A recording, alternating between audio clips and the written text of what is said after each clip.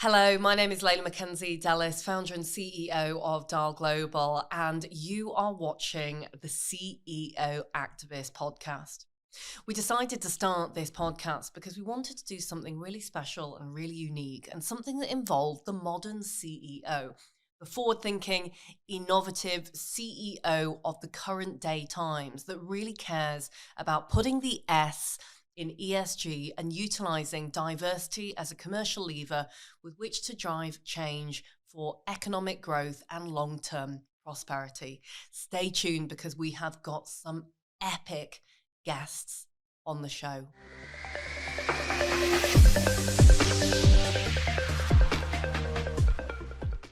Hello and welcome to Diverse and Inclusive Leaders. This is the show where I speak with the most inspirational and thought-provoking leaders of today and unearth their unique stories of diversity and inclusion to help inspire, educate and motivate others to make the world a better place. This is an incredibly special podcast. It is a treat for those that are tuning in right now. I'm delighted to have with me today as our guest, Stephanie Mehta. Now, she is the newly appointed Chief Executive and Chief Content Officer of the parent company of Inc. and Fast Company and Mansueto Ventures. You may very well know her as editor-in-chief formerly for Fast Company. She's enjoyed a rich and fruitful career working for household names like Fortune magazine, Bloomberg, and also in her earlier days, the Wall Street Journal. Welcome to the show, Stephanie. Thank you, Leila. I'm so happy to be here. I am so excited. I can barely contain myself. And you can see that just looking at me through the screen here since I've been asking you about this. And one of the reasons why I'm so excited to do this podcast is because I've listened to you for so many years, interview brilliant individuals and be on the other side. And I've always thought to myself, you know what? Stephanie into herself is an incredibly complex, interesting character. And actually to get under the skin of you and how you came to be where you are today, I thought would make an absolutely fascinating and insightful interview. So I wonder whether you'd be so kind just to kind of kickstart this conversation with telling the audience and myself a little bit about how you came to be where you are right at this moment today. Yeah, well, thank you, Leila, for having me. And thank you for the work that you're doing on behalf of diversity, equity, and inclusion, and especially for the way that you've broadened the perspective or widened the aperture on DE&I. I think the work that you're doing has been extraordinary because it isn't just about gender diversity. It isn't just about racial or ethnic diversity. Your work really digs into disability. It digs into LGBTQIA+. It digs into age and marital status. You know, there are so many ways that we are diverse, and when we bring our whole selves to work, we bring our diverse selves to work. And so I'm cheering you on as you try to tackle this from all aspects of the prism. But thank you for your question. I'll try to summarize, 50 plus years of my life in a very short amount of time. But, I was not somebody that grew up knowing I wanted to be a journalist, but I was introduced to journalism in college. I went to Northwestern University in the Chicago suburbs, and the school had an excellent journalism program. I did not major in journalism, but I started hanging out at the school paper and I really caught the bug. But what really got my professional career off to a good start was that there was a newspaper chain in Virginia that was owned by the Batten family. And they had 3 newspapers spread throughout the state. And they had created a very special program designed to bring journalists of color into the newsroom. And the program was meant to be 1 year, and you would spend 4 months at each of the 3 newspapers. this program was incredibly insightful. They recognized that sometimes students of color wouldn't necessarily have access to money for housing or even the ability to have a car. And when you are reporting in one of these rural or smaller markets, the only way you can get around was to have a car. So in one of the cities, they actually made vehicles available on loan to the students. They had housing, or they would help the students find housing. It was just very, very, very intentional in understanding that if you wanted to bring in students of color to newsrooms, you had to remove some of those barriers. All too often in media, internships go to well-connected kids whose parents know someone. I know the editor-in-chief, I can get you an internship. And those are fine too. I mean, you know, again, speaking of diversity, it's really valuable to have a lot of different perspectives in a newsroom. But if you want to bring in kids of color from middle-class backgrounds, you really need to remove the barriers. So I was a beneficiary of that program. I was very lucky. I started my internship at the largest of the flagship paper, and they had an opening, so they kept me. So that's how I got my start as a journalist. And you know, had it not been for that program, I don't know where I'd be today. I might be doing something completely different, but I was given so many opportunities as a young journalist. Got to write long form stories, got to write news stories, and that job was what led me to a position at the Wall Street Journal. The editors at the Journal saw the work I had done at this paper in Virginia. They saw my writing and my clips, and so they brought me up, and that's what brought me to New York. And I haven't left ever since, which is unusual because I really thought my journalism career would take me all over the world and I'd be a correspondent in different cities, but ended up staying in New York, and I've been here for more than 25 years. Wow, that is it is a beautiful story, and it is so relevant to this day as well, as to why we need to put these interventions in place. Now, we briefly touched on, we said diversity, equity, and inclusion earlier, which sounds very simple, but actually has a huge meaning. Because I have many people who'll say to me, well, I treat everyone equally. It's the classic, isn't it? I treat everyone equally. And I say, yes, if we were in an equal world, but we're not in an equal world, frankly.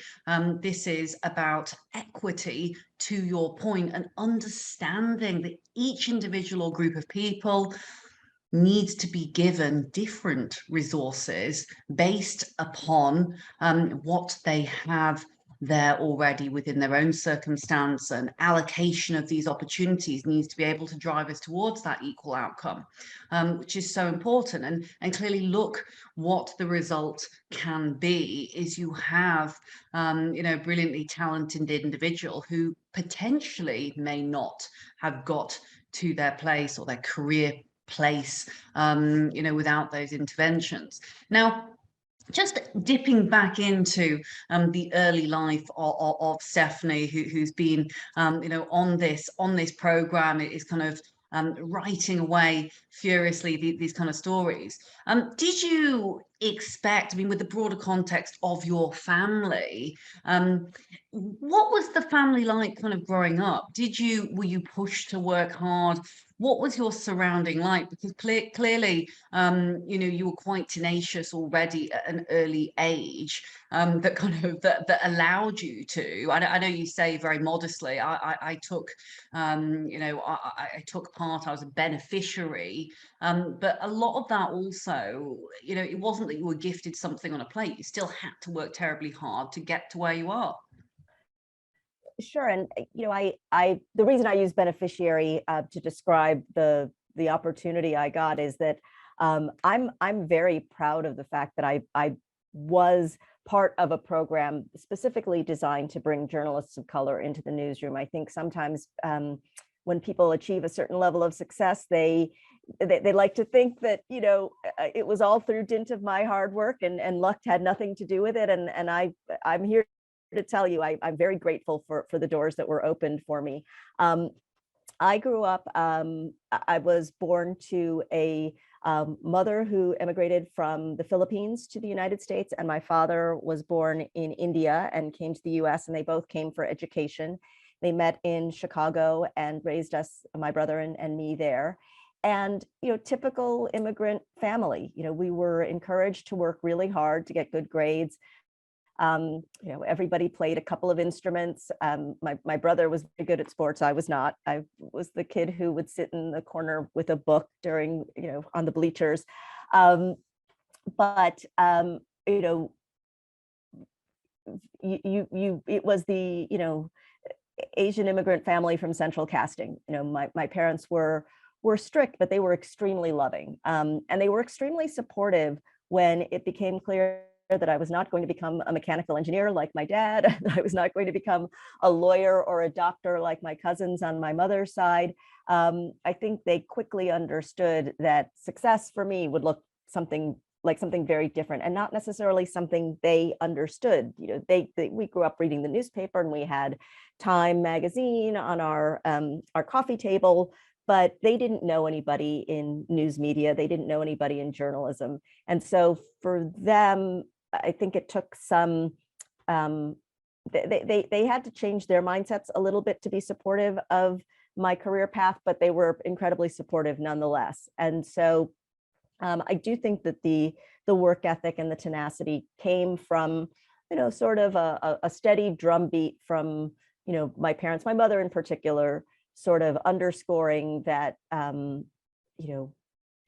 hard work is essential to success in, especially for them as newcomers to the United States. It was sort of all they knew. It's a fascinating story, and I know I shared a little of my personal story with you previously.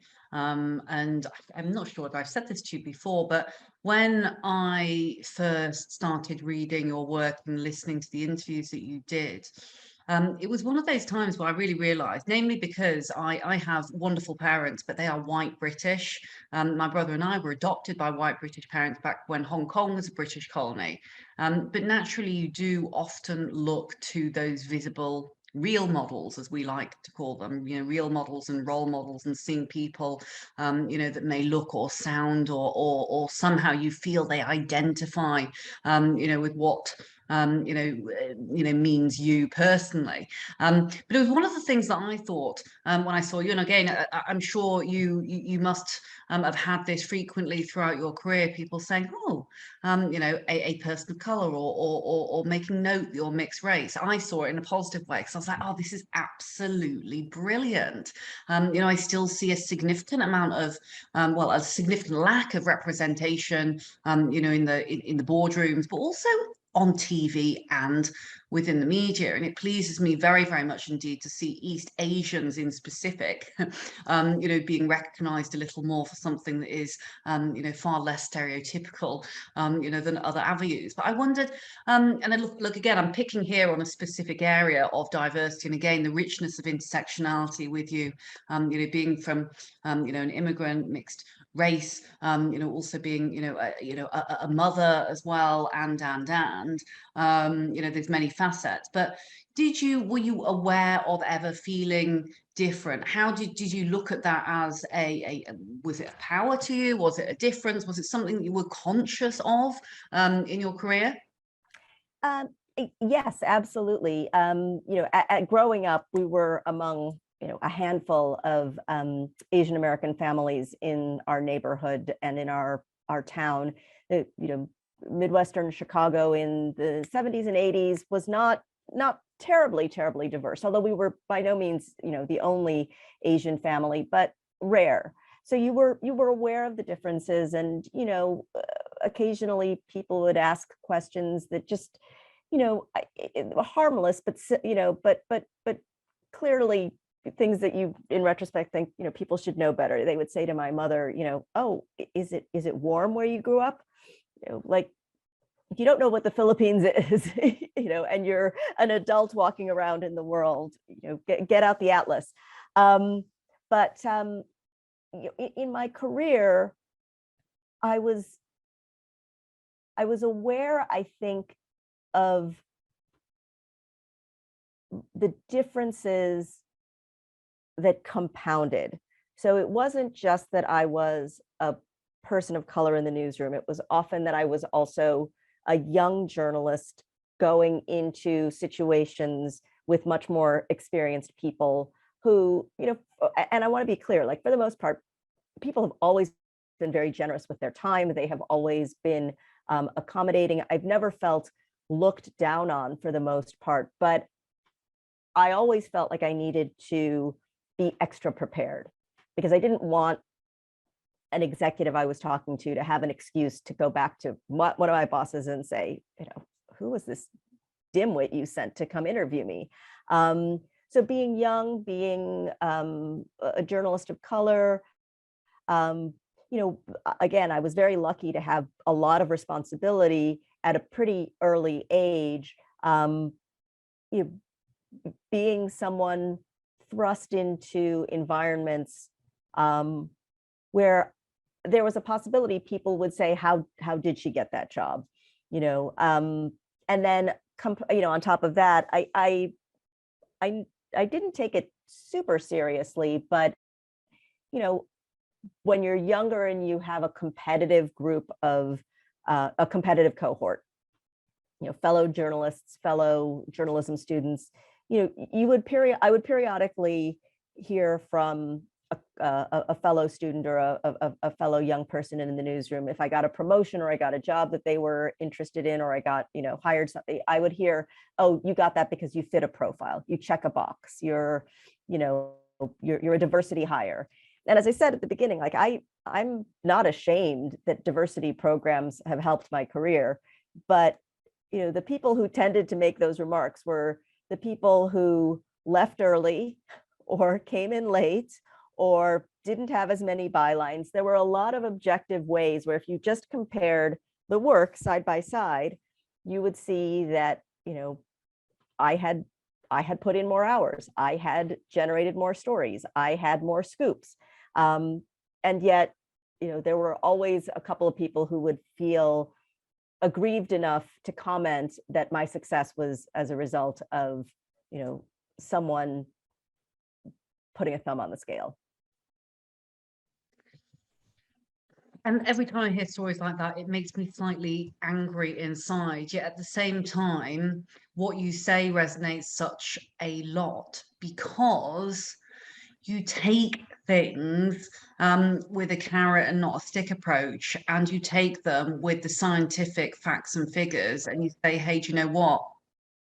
Fine, think that, but this is skill and it's also will, and be it as it may, an easy throwaway comment to make about it being a check in the box or whatever. Work shows itself, and talent, or cream, as we like to say in the UK, always rises to the top.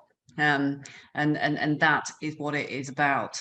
But I love the fact that when I speak to you, whilst diversity is often an incredibly sensitive issue, and it's one that brings up a lot of emotion as well, hence there's always a lot of opinions surrounding it, but you don't have in any way, shape or form the victim mentality. And I've always liked to think of myself as the same. It's actually utilize those comments, you utilize those things as positive fuels and fire in your belly to make you want to work harder, to prove yourself even more, rightly or wrongly.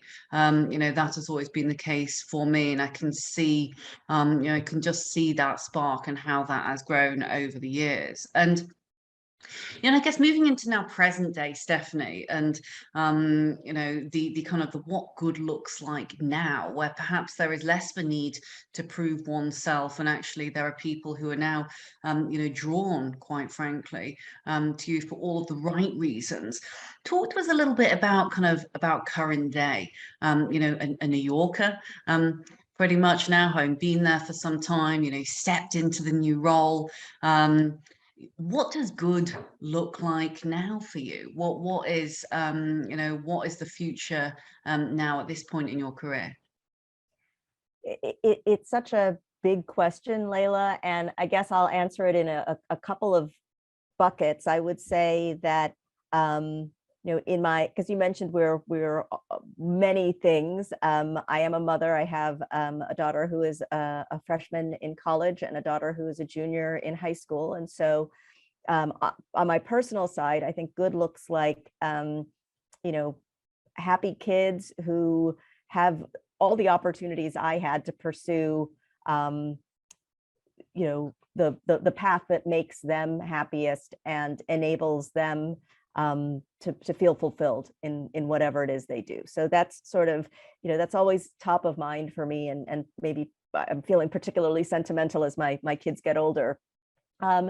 And then, in my guise as in my new role as CEO, which is so new, so I'm just getting my feet under the desk, I would say good looks like creating a culture where, and I know this word sometimes gets overused, but one that is truly inclusive, and where people feel like they are not only welcome, but that they are empowered to speak up when they see things that they don't think are right, or when they see things that they don't think are ethical, or where they think that we're not conducting ourselves with integrity.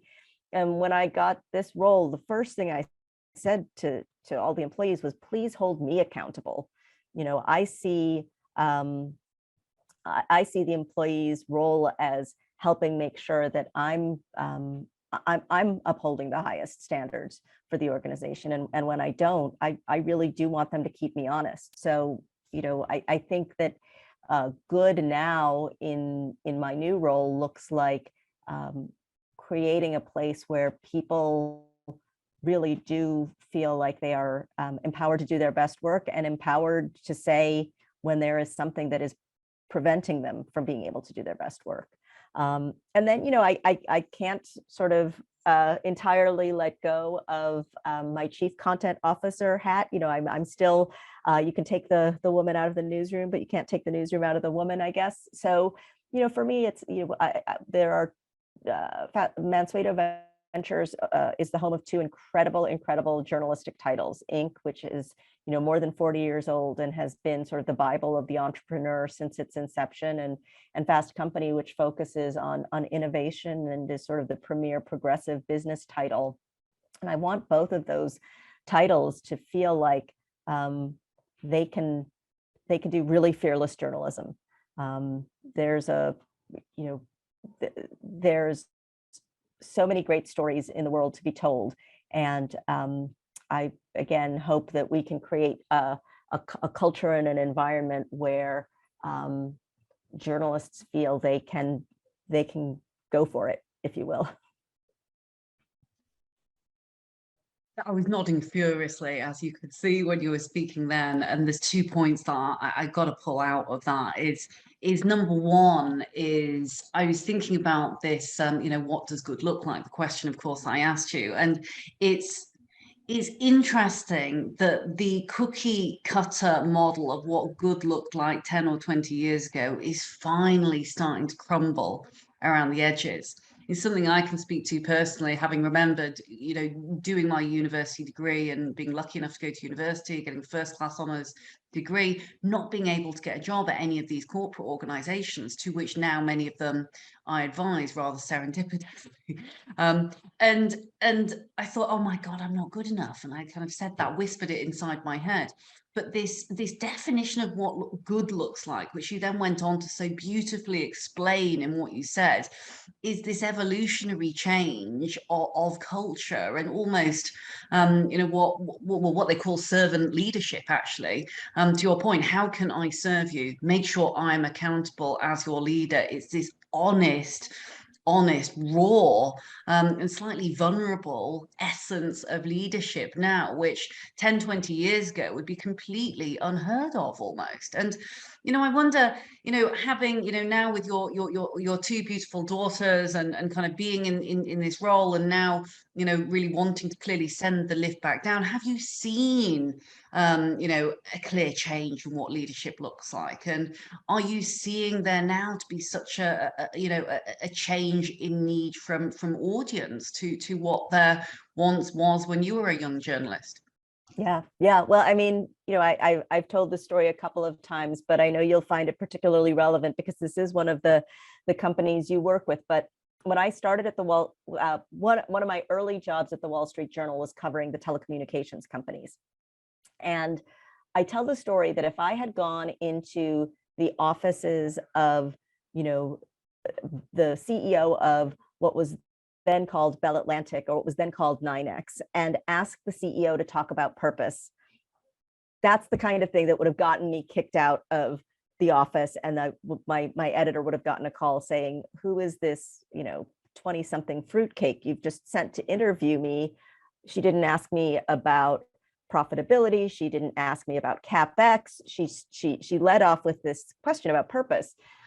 Fast forward 20 years, the last time I went to go see Hans Vestberg, who's the CEO of Verizon, which is now, the roll-up of all of those telecommunications companies I mentioned earlier, that's where Hans wants to start the conversation. He can talk about CapEx and he can talk about ARPU on the wireless product all day long, but what gets him excited is talking about how to lead the organization in a way that marries the very important aspects of profitability and running a sustainable business. But he also wants to talk about, what they can do to advance the UN sustainability goals, what they can do to help advance, help bridge the digital divide in education. The CEO conversation, and I don't think it's just because I come from a place like Fast Company or Inc. or, these conversations were starting to evolve, and I think they're having those discussions with their boards of directors, and they're having those discussions with their shareholders. So I've seen it firsthand. The conversation has completely shifted from 25 years ago.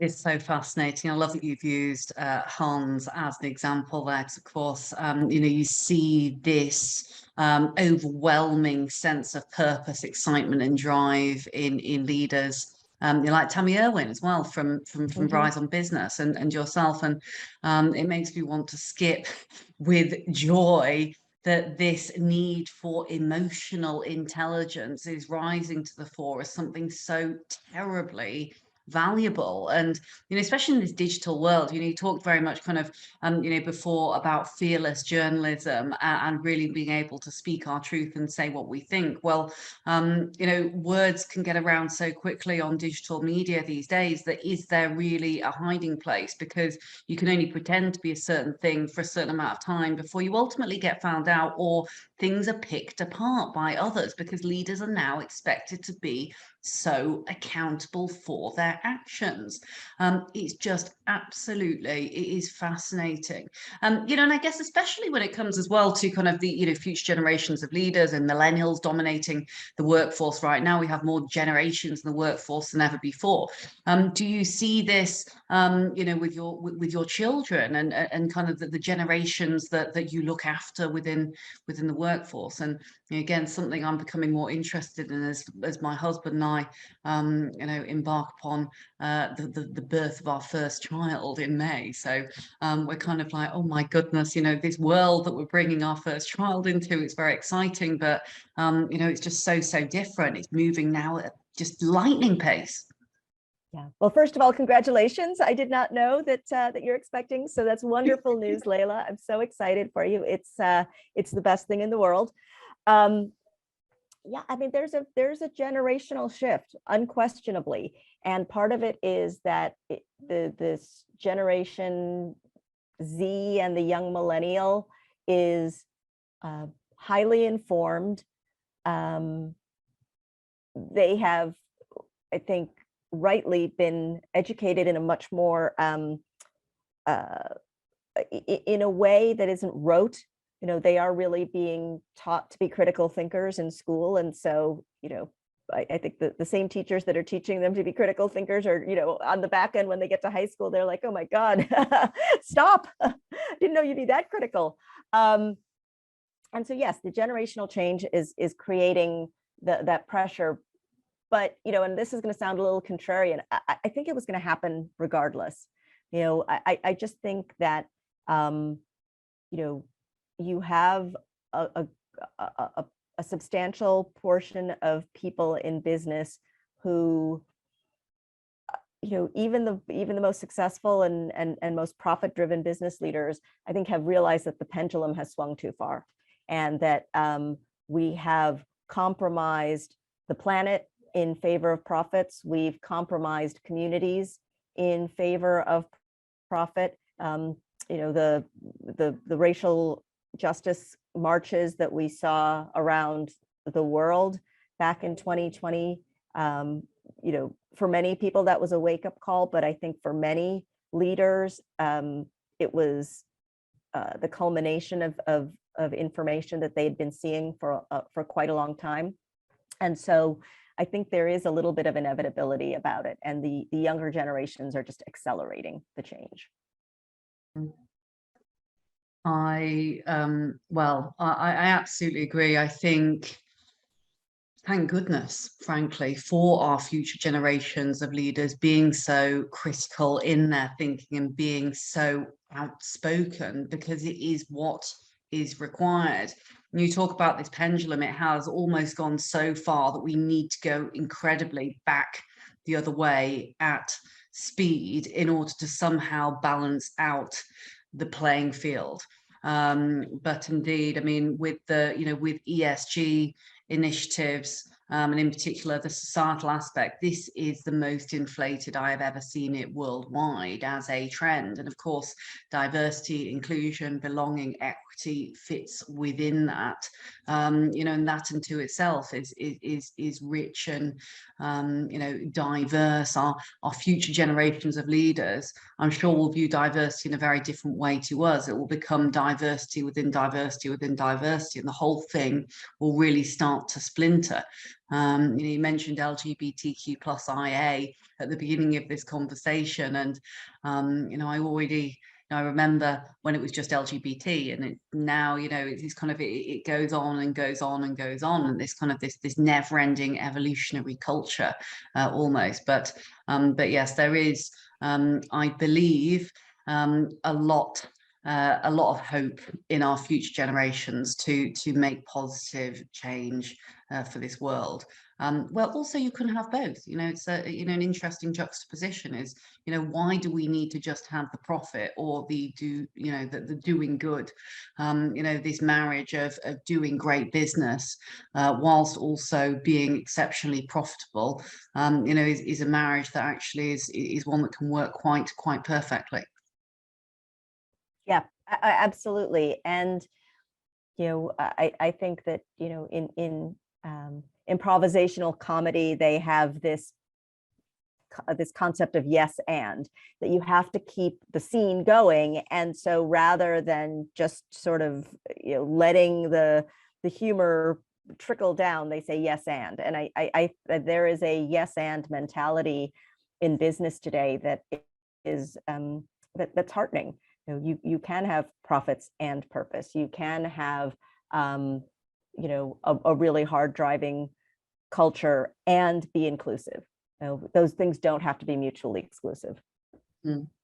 Absolutely. And before we wrap, because Stephanie, I could talk to you all day quite easily. I could do a Stephanie series without many issues whatsoever at all. Let's spare your listeners that pain. We'll wrap it up here. Well, I've got to cram in somehow my little lightning round of questions, and also I would be doing an injustice if I didn't do a shout out there for us making sure that those listening now take action. Why should organizations take action and not just pay lip service to diversity and inclusion? Absolutely. It's your loyal listeners surely know that all the data show that diverse teams outperform monolithic teams. And you can define diversity a number of ways, but whether it's Harvard Business Review or it's all of the big consulting companies, McKinsey, they've all done the research. And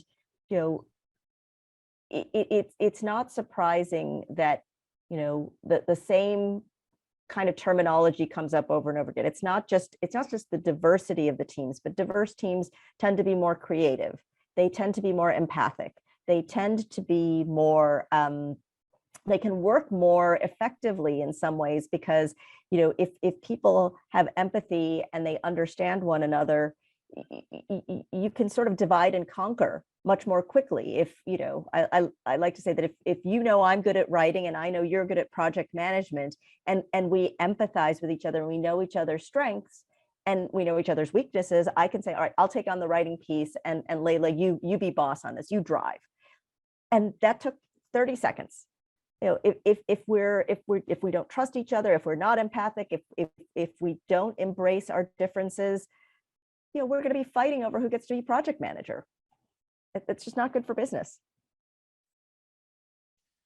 Indeed. Good for business, good for all.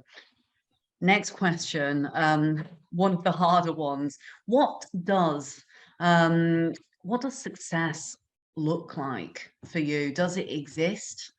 And what does that mean? I would say success looks for me like creating, as I said earlier, an inclusive workplace where where people know that they have permission and license to be themselves, but to also speak up when they see something that they perceive as wrongdoing. Mm-hmm. And finally, I wonder, if we were to go back in time, and you're talking now to the young Stephanie, who is about to, but perhaps hasn't quite done it yet, embark on the program for young journalists of colour. Would you give yourself any specific advice, or indeed perhaps as someone who is listening in actually to this podcast thinking, wow, I'd love to be there one day, I hope I can make it. What advice would you give to them and your younger self? I would say keep working hard, but don't take everything so seriously. Make room to laugh. Sense of humor solves all, doesn't it? What a wonderful way to end the podcast. And Stephanie, thank you so much. It's just been an absolute joy. There's been so many nuggets of wisdom littered throughout this podcast, and to summarize them, is quite a challenge. But certainly some of the things that really stood out for me were the interventions and the importance when it comes to equity over equality, and ensuring that we as leaders are accountable for making sure that each person within the business, each asset within the business is in our people, and those different circumstances mean different resources and opportunities in order to help us truly level the playing field. Another thing that really came out to me was this organic evolutionary concept when it comes to intersectionality and diversity and inclusion, and what that really means. Following the story from your parents being a mixed race immigrant family, through then also to becoming a mother, having supportive parents, journeying on to this program into the world of journalism and tough journalism back then, it's been truly insightful and given many reasons for those listening in to realize this is possible, and actually these real models as opposed to role models really do exist. But certainly tenacity, hard work, understanding and empathy, and how leadership has changed over these years has been something that I think is so incredibly relevant today. And finally, some of the pieces around the generational shifts. Organizations cannot afford not to pay attention to purpose, to integrity, and to marrying up these aspects of profitability and also purpose in order to bridge the divide that we've seen now systemically for so many years. And with that, Stephanie, all is left for me to thank you and say that I really can't wait to see you in New York in real life for the launch of our McKenzie-Delis annual review, charitable review in the States. And so I can't wait to meet you. Thank you so much. You are just a inspiration to so many people, and really cheering you on from the sidelines as you dive headfirst into the new role. Oh, well, thank you so much, Leila, and congratulations again on the baby. And I look forward to seeing you in New York in just a few short weeks. Thanks so much. My name is Leila McKenzie-Delis, and you've been listening to the fabulous Stephanie Mehta. And you can visit us online at www.dahlglobal.org/podcast. You can check out Stephanie's profile if you haven't seen it already. We'll make sure that we annotate everything, and all the learning points from today's show are all there in the show notes afterwards. If you need any special requirements, or if you need a text version, please do make sure you reach out to the team. Otherwise, visit us in the Apple Store on your favorite podcast app, or in our Dahl Global app, specifically Dahl Global Network. And we'll look forward to seeing you again very soon. Take care for now.